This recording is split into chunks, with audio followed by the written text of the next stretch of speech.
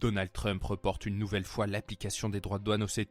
4 mois après avoir annoncé une salve de droits de douane contre la plupart de ses partenaires commerciaux, le président des États-Unis a signé un décret pour repousser l'application des surtaxes au 7 août, alors qu'elle devait entrer en vigueur ce vendredi 1er août. La raison évoquée, Donald Trump veut donner le temps aux douanes américaines de s'organiser. Alors si l'Union européenne a trouvé un accord de 15% de droits de douane sur les exportations vers les États-Unis, d'autres pays se voient appliquer des tarifs jusqu'à 41% dans le cas de la Syrie, ou encore le Laos et la Birmanie à 40%, qui font partie des États les plus sévèrement touchés par le décret américain, avec souvent pour raison évoquée un déficit commercial trop important avec les États-Unis. La Suisse écope aussi de 39% de droits de douane. Les annonces de dizaines de milliards d'investissements des géants suisses de la pharmacie Roche et Novartis aux États-Unis n'auront donc pas suffi. En fait, Donald Trump reste préoccupé par le déficit commercial des États-Unis avec la Suisse, qui a approché les 43 milliards d'euros en 2024. L'Inde voit, elle, ses produits taxés à 25%, auxquels s'ajoutera une pénalité, car le pays achète du pétrole russe. De son côté, le Canada écope de 35%, sauf que de nombreux produits canadiens ne seront pas concernés par ces mesures. En fait, les produits qui sont couverts par l'accord de libre-échange signé en 2020 sont épargnés, et selon la Banque du Canada, le taux effectif des droits de douane sur les produits canadiens serait ainsi de seulement 5%. Enfin, le Mexique a obtenu une prolongation de 90 jours des droits de douane à 25% contre 35% menacés par Trump.